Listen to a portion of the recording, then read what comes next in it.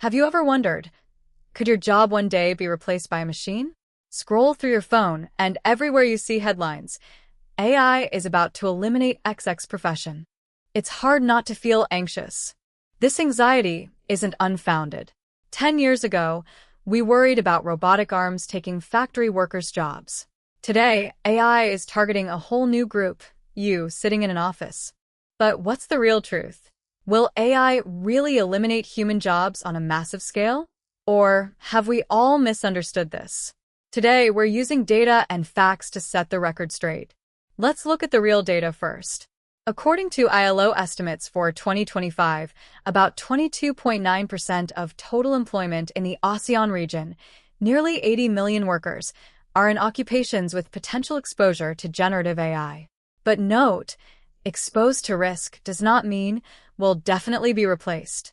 In fact, the same ILO data shows only about 3.3% of workers in the region, roughly 11.7 million people, fall into the highest exposure category. In other words, over 96% of people are not in the highest risk zone. In the US, Deloitte's report identified 82 occupations as AI disrupted.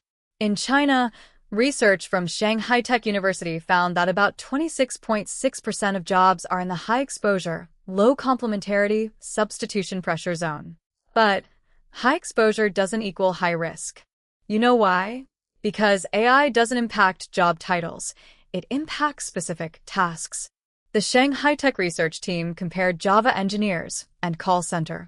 For customer service, the scripts, ticket entry, standard Q&A, LLMs can handle it all independently with very low human complementarity, so hiring continues to shrink. But Java engineers?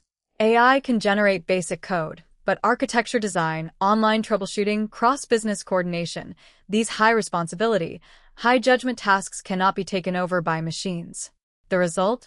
Salaries for senior technical roles continue to rise. This brings us to a key shift.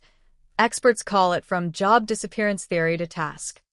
AI doesn't simply eliminate a profession, it splits, rewrites, and reorganizes the specific tasks within a job. What was the result? In the Chinese market, approximately 21 million jobs were reborn through task restructuring, accounting for 18.6% of all hiring. The jobs did not disappear, but the nature of the work changed. At the same time, AI is creating entirely new professions.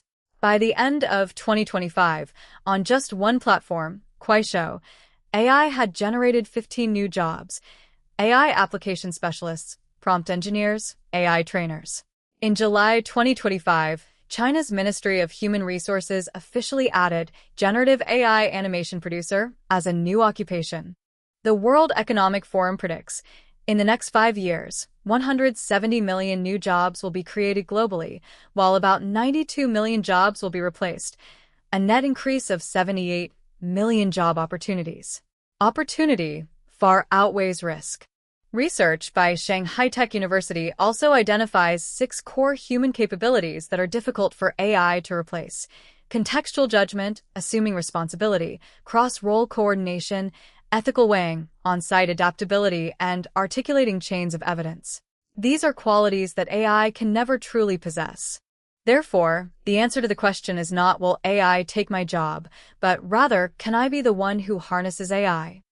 The market is currently filtering for a new type of worker: multidisciplinary professionals capable of leveraging AI while assuming ultimate responsibility. AI isn't here to take your job. It's here to redefine it. It is never the professionals in a specific field who get left behind, but rather those who refuse to change. Don't fear AI. Learn to use it. I'm StickGoTech. See you next time.